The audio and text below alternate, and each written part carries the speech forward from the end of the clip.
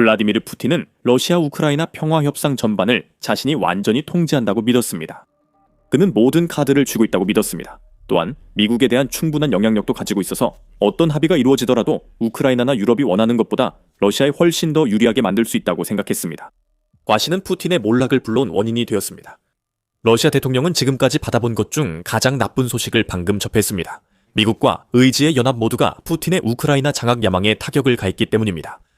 1월 7일 NBC 뉴스는 파리에서 열린 의지의 연합 회원국 회의를 보도했습니다. 스카이 뉴스에 따르면 이 연합은 1년간 많이 논의된 개념입니다. 그리고 본질적으로 이 연합은 전쟁이 끝나게 된다면 우크라이나의 안보를 보장하는 데 기꺼이 도움을 주겠다고 주장하는 국가들의 모임입니다.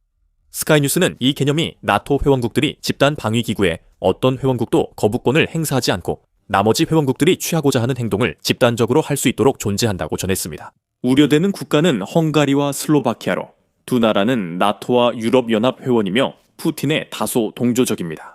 이 연합은 나토 회원국들이 이 두 나라의 승인 없이도 행동할 수 있도록 허용합니다. 그리고 파리 정상회담에서 이 연합은 이전에는 구체적인 지원을 제공하는 데 신중했던 한 나라로부터 큰 힘을 얻었습니다. NBC 뉴스에 따르면 이번 연합 정상회담에 미국 특사 스티브 위트코프와 제러드 쿠슈너가 처음 참석했습니다. 이들은 지난해 12월 트럼프 대통령이 푸틴 대표들과 회담하려 러시아에 보낸 특사들입니다. 즉 이들은 미국이 러시아와 우크라이나 간 평화협정을 중재하려는 시도의 핵심에 있다는 뜻입니다. 이 두 인물만으로도 푸틴에겐 우려였을 것입니다. 푸틴은 이들이 안보 보장 국가들에서 최대한 멀리 있길 바랐을 것입니다. 하지만 러시아 대통령에게 진정한 경각심을 불러일으킨 것은 바로 이 정상회담에서 위코프와 쿠슈너가 한 말이었습니다. 여기에 미국의 유럽 주둔 최고 사령관인 알렉시스 그린코비치도 함께했습니다. 위코프와 쿠슈너는 미국이 우크라이나에 제공하는 보안 프로토콜과 유사한 조치를 강력히 지지한다고 밝혔습니다. 위코프는 우크라이나, 독일, 프랑스, 영국 정상들과 함께 미국이 이 프로토콜을 지지한다고 분명히 밝혔다고 트럼프 특사도 전했습니다. 그 보안 프로토콜은 우크라이나에 대한 어떠한 공격, 추가적인 공격도 억제하기 위한 것입니다. 만약 공격이 발생한다면 방어를 위한 것이기도 하며 두 가지 역할을 모두 수행할 것입니다. 그 프로토콜은 지금까지 본 것 중 가장 강력합니다. 쿠슈너는 이러한 발언을 강화하며 지속적인 평화를 위해서는 어떤 형태로든 보안 프로토콜이 필요하고 우크라이나가 이러한 프로토콜이 마련되기를 원하는 것은 당연하다고 덧붙였습니다.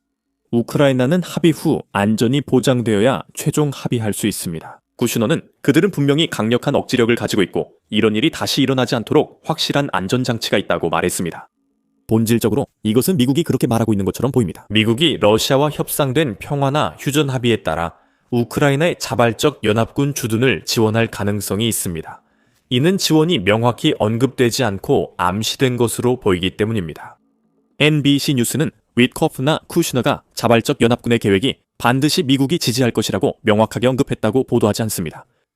그렇긴 하지만 연합군 지도자들은 동맹국들이 미국이 주도하는 휴전 감시 및 검증 체계에 참여할 수 있다고도 밝혔습니다. 이 체계에는 센서, 위성, 드론 등이 포함될 가능성이 높습니다. 이는 미국이 러시아를 감시하면서 데이터를 연합군에 전달해 현장에 있는 연합군 병력이 필요할 때마다 조치를 취할 수 있도록 한다는 의미로 보입니다. 하지만 이 체계는 아직 확정되지 않았습니다. 그럼에도 불구하고 미국이 이러한 발언을 연합정상회의에서 한 것은 미국의 현재 입장이 어디에 있는지 푸틴에게 암시를 주기 위한 의도로 보입니다. 미국이 지상군 투입을 언급한 적도 없습니다. 이는 놀랍지 않습니다. 트럼프는 지난 8월 미국 지원에 우크라이나 내 미군 투입이 없다고 밝혔습니다. 트럼프는 폭스뉴스와의 인터뷰에서 안보 문제에 있어 유럽인들은 현장에 인력을 투입할 의지가 있고 우리는 그들을 여러 가지로 도울 의향이 있다. 특히 아마도 공중 지원을 통해서일 것이라고 말했습니다. 위트코프와 쿠슈너의 발언도 8월 발언들과 모순되지 않습니다. 트럼프 행정부가 2025년 1월 집권 후 보여준 것은 미국의 접근 방식이 필요에 따라 언제든 급격히 바뀔 수 있다는 유연성입니다. 흥미롭게도 위트코프와 쿠슈너의 발언은 우크라이나 대통령 젤렌스키가 미국이 15년간 우크라이나에 안보 보장을 제공했다고 주장한 지 일주일 만에 나왔습니다. BBC는 이 제안이 젤렌스키가 12월 28일 플로리다에서 트럼프를 만났을 때 이루어진 것으로 보도했습니다. 젤렌스키는 두 정상 간 평화 계획에 이런 보장이 포함될 것이라며 도네츠크와 자포리자 원전 등 영토 문제가 여전히 남아있다고 했습니다. 하지만 젤렌스키는 회의에서 90%에 달하는 평화 계획이 도출됐다고 주장했습니다. 그리고 그날의 주요 성과 중 하나가 안보 보장에 대한 진전이었다고 밝혔습니다. 젤렌스키는 회의 직후 안보 보장의 중요성을 강조하며 없이는 전쟁이 끝났다고 볼 수 없다고 했습니다. 젤렌스키는 이웃이 그런 존재이기에 언제든 침략 위험이 있어 전쟁이 끝났다고 할 수 없다고 말했습니다. 그는 또한 미국이 30년, 40년, 심지어 50년까지 장기적인 보장을 고려하는 데 열려있는 것 같다고 언급했습니다. 하지만 미국은 별다른 논평을 내지 않았습니다. 흥미로운 점은 젤렌스키가 안보 보장을 언급할 때 파리 자발적 연합 정상회의에서 위트코프와 쿠슈너가 쓴 표현과 매우 비슷했다는 것입니다. 이 언어의 유사성이 위트코프와 쿠슈너가 자발적 연합 계획에 미국이 전적으로 지지한다는 뜻일까요? 아니면 우크라이나의 안보 보장이 어떻게 되어야 하는지에 대해 미국이 다른 생각을 가지고 있는 것일까요? 단정하기는 어렵지만 푸틴 입장에서는 미국이 그런 지지를 표명하는 것 자체가 악몽일 것입니다. 푸틴이 전혀 예상하지 못했던 일이죠. 2026년 이 한 주 남짓 남았을 때 미국은 이미 푸틴이 세계 무대에서 진정한 강자로 군림하려는 야망에 연이어 강력한 타격을 가했습니다. 그 타격에는 전 베네수엘라 대통령 니콜라스 마두로 체포도 포함됩니다. 가디언지는 러시아가 마두로 체포 전 수십억 달러를 대출했다고 보도했습니다. 마두로는 푸틴의 동맹입니다. 이란 거리에서 대규모 시위가 이어지며 혼란이 계속되고 있습니다. 자세한 내용은 저희 영상을 참고하세요. 이란 정권도 푸틴의 동맹이며 무너질 위기에 있습니다. 미국은 이란의 시위대 살해를 중단하라고 경고하며 만약 강행하면 큰 타격을 입을 것이라고 위협했습니다. 러시아는 또한 미국에 의해 억류된 그림자 함대를 잃었고 이제는 2차 제재에 직면할 가능성도 있습니다. 트럼프가 러시아의 에너지 제품을 구매하는 국가들에 대해 최대 500가지의 관세를 부과하는 법안에 승인한 이유입니다. 미국이 푸틴이 원치 않는 안보 보장을 지지하는 것도 이미 흔들리는 러시아 대통령에게 추가 타격입니다. 푸틴에게 한 가지 희망적인 소식은 미국의 우크라이나 지원을 설명하는 데 사용된 표현이 완화되었다는 보도에서 나왔습니다. NBC에 따르면 젤렌스키가 위트코프와 쿠슈너의 발언에 감사했다고 보도됐습니다. 젤렌스키는 미국이 안보, 휴전 감시, 재건 등 모든 지원에 감사한다고 밝혔습니다. MBC는 백악관이 성명을 명확히 지지하지 않았다고 전했습니다. 또한 NBC가 주장한 우크라이나 다국 적군 내 미국 역량 사용 내용은 젤렌스키 성명 초안에 있었으나 최종 성명에는 빠졌습니다. 푸틴이 느꼈을지도 모르는 미국이 우크라이나에 대한 안보 보장 지원에 있어서 약간의 여지를 남기는 듯한 상황에 대한 어떤 희망도 곧 사라질 수 있습니다. 하지만 1월 8일 유로뉴스는 젤렌스키가 우크라이나 미국 안보 보장이 준비됐으며 이제 트럼프 승인만 남았다고 전했다고 보도했습니다. 젤렌스키는 그 문서가 사실상 최종 확정될 준비가 되었다고 말했습니다. 아직 트럼프가 서명하진 않았지만 이제 트럼프의 펜이 다모클레스의 검처럼 푸틴 머리 위에 매달릴 것이며 이는 트럼프가 바라는 방식일 것입니다. 이의지 있는 자들의 연합에 대한 논의가 이어지자 이런 상황은 당연했습니다. 미국의 발표 당시 이 그룹은 조용하지 않았고 푸틴을 더 공격하려던 것도 아니었습니다. 그 연합의 구성원들은 어떤 평화협정이나 휴전협정이 체결되면 우크라이나의 군대를 파견하는데 가장 먼저 나설 것임을 분명히 밝혔습니다. 프랑스와 영국은 BBC에 따르면 평화협정 체결 시 우크라이나의 군대 파병 의향서에 서명했다고 합니다. 그 소식은 비트코프와 쿠슈너가 파리 정상회의 발언 전날 전해졌습니다. 영국 총리 키어 스타머는 이 의향서가 무엇을 의미하는지에 대해 몇 가지 세부 사항을 밝혔습니다. 영국과 프랑스가 우크라이나의 군사 거점 설립을 약속했으며 프랑스 대통령 마크롱은 평화협정 후 러시아 침공 억제를 위해 수천 명의 병력이 파견될 수 있다고 밝혔습니다. BBC는 연합동맹국들이 우크라이나 안보 보장에 합의하고 관련 제안도 했다고 전했습니다. 미국이 우크라이나와 러시아 간의 휴전을 감시하는 역할을 할 수 있다는 것입니다. 영토 문제는 여전히 남아있지만 이제는 남아있는 몇 안 되는 쟁점 중 하나로 보입니다. BBC에 따르면 2026년 이 다가오면서 러시아는 우크라이나 영토 약 20%를 점령 중이며 푸틴이 평화협상에서 우크라이나가 양도하길 원하는 도네츠크 대부분도 포함됩니다. 우크라이나와 러시아가 영토 문제에 합의할 수 있느냐에 많은 것이 달려 있습니다. 그런 합의 없이 프랑스와 영국이 한 약속, 그리고 미국이 제공한 지원은 큰 의미가 없습니다. 우크라이나 전쟁은 계속 격렬하게 이어질 것이기 때문입니다. 그래도 의지 표명은 중요한 단계입니다. 스타머가 언급했듯이 이것은 우리가 장기적으로 우크라이나와 함께하겠다는 약속의 중요한 부분이라고 영국 총리는 이번 합의에 대해 말했습니다. 이로써 영국, 프랑스 등 동맹국이 우크라이나에서 작전할 법적 기반이 마련됩니다. 이는 우크라이나 영공과 해역보호, 군 재건에 중요합니다. 캐나다 CBC는 안보 보장 소식을 앞으로 더 열정적으로 보도하고 있습니다.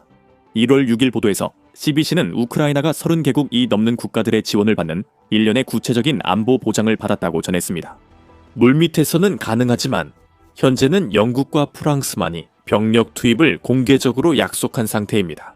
독일은 아직 약속하지 않았고 총리 프리드리히 메르츠는 어떤 가능성도 배제하지 않는다고만 했습니다.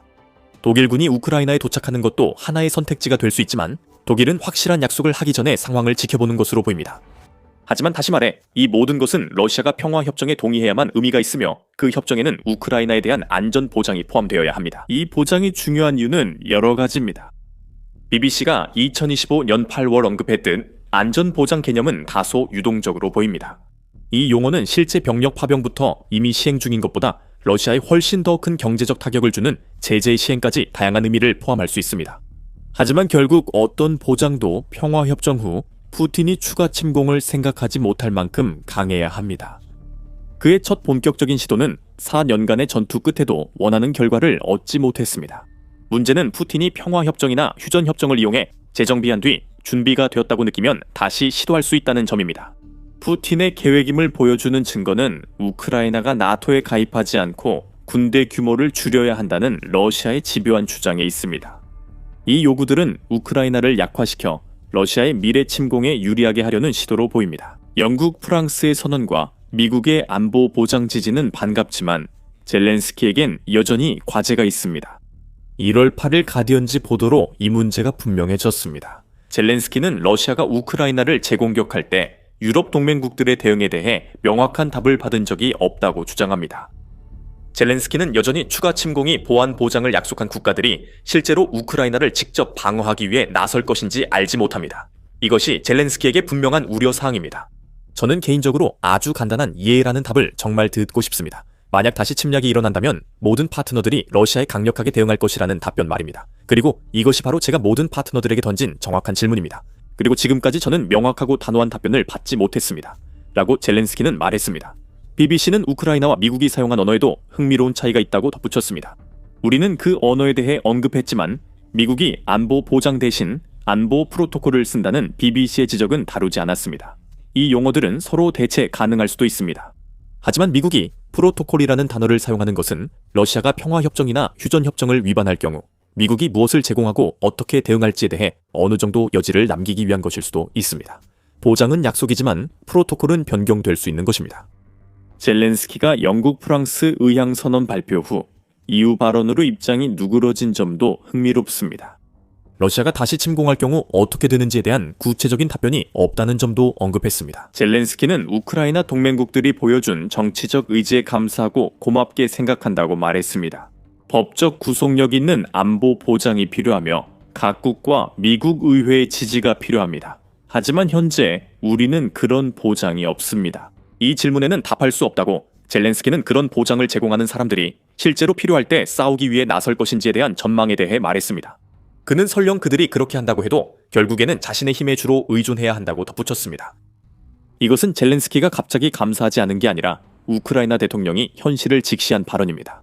지지 표명과 의향 선언은 기본적으로 중요하지만 그런 발언과 선언을 한 사람들이 법적으로 자신을 그 약속에 구속시키기 전까지는 큰 의미가 없습니다.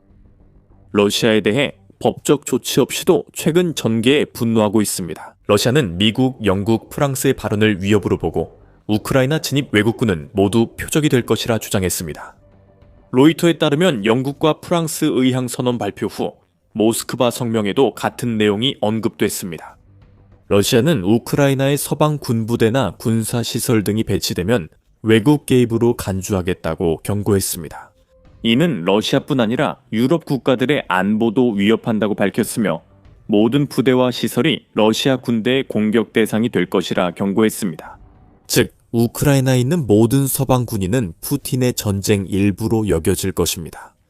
러시아는 또한 서방이 전쟁의 축을 만들려고 한다고 주장했습니다. 러시아가 4년 가까이 우크라이나를 점령하려 한 상황에서 이 주장은 뻔뻔해 보이지만 2025년 8월 러시아의 과거 발언과 일치합니다. 프라우다에 따르면 러시아는 당시 우크라이나 내 나토 군대 활동을 결코 용납할 수 없다고 밝혔습니다. 이것은 본질적으로 러시아가 우크라이나 내 친우크라이나 군대가 주둔할 수 있을 만큼 강력한 안보 보장을 제공하는 어떤 평화협정에도 동의할 의사가 없다는 것을 의미합니다. 결국 이 군대들은 우크라이나를 지원하는 서방 국가들 외에 어디서 올 수 있겠습니까? 우크라이나를 지원하는 대부분의 국가는 프랑스, 영국, 미국 등 나토 회원국입니다. 러시아가 서방 군대의 우크라이나 진입을 거부하는 것은 평화협정 서명을 거부한다는 의미입니다. 여기에는 자발적 연합군이 참여하는 안보 보장 또는 미국이 현재 지지한다고 밝힌 보장이나 의정서의 형태가 포함됩니다. 결국 이런 발언들 때문에 볼로디미르 젤렌스키 대통령은 우리가 방금 본 것보다 훨씬 더 구체적인 무언가를 찾고 있는 것입니다. 블라디미르 푸틴 대통령은 이런 강력한 안보 보장 약속이 표명되는 것에 대해 우려할 것입니다. 특히 지금은 말뿐만 아니라 실제 군사력을 갖춘 몇 안 되는 국가 중 하나가 지지를 표명하고 있기 때문입니다. 하지만 안보 보장부터 그것이 어떻게 실행되는지까지 모든 것은 평화가 합의되는 것을 전제로 하고 있습니다. 러시아는 서방군이 우크라이나에 들어가면 평화 선언을 하지 않겠다고 했습니다. 지금일 겁니다. 우크라이나와 서방은 푸틴이 받아들일 수밖에 없게 강하게 압박해야 합니다. 우크라이나는 러시아의 영토 점령 주장이 거짓임을 계속 입증하며 잘 대응하고 있습니다. 러시아가 2년간 시도한 포크로우스크는 푸틴 측근들이 점령했다고 주장하지만 실제로는 점령되지 않았습니다. 우리는 우크라이나군이 포크로우스크 외곽에서 러시아군 수송대를 전멸시킨 것으로 이를 알 수 있습니다. 자세한 내용은 영상에서 확인하시고 우크라이나 안보 보장 분석 영상은 The Military Show 구독으로 보실 수 있습니다. 시청해 주셔서 감사합니다.